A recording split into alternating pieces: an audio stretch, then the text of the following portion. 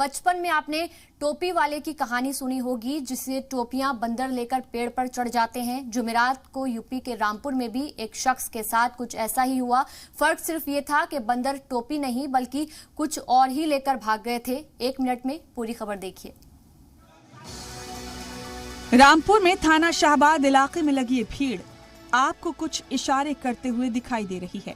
ये इशारा दरअसल एक पेड़ पर बैठे बंदर की जानिब है, जिसके पास एक थैली है।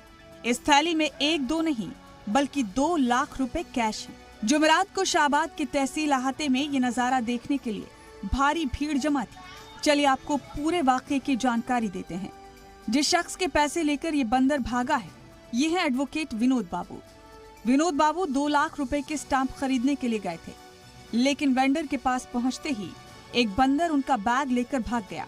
बैग में 500 रुपए के नोटों की 2 गड्डियां थी। फिर क्या था, बंदर से बैग छुड़ाने के लिए अलग अलग तरकीबों का इस्तेमाल किया गया, लेकिन बंदर ने बैग नहीं दिया।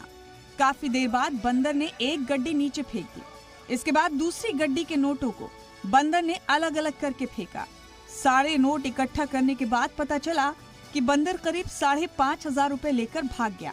ये नजारा देखने वालों की भीड़ काफी देर तक बंदर से पैसे छुड़ाने में लगी रही, मगर बंदर ने एडवोकेट साहब से 5,500 रुपए ठग ही लिए। ये रिपोर्ट जी मीडिया।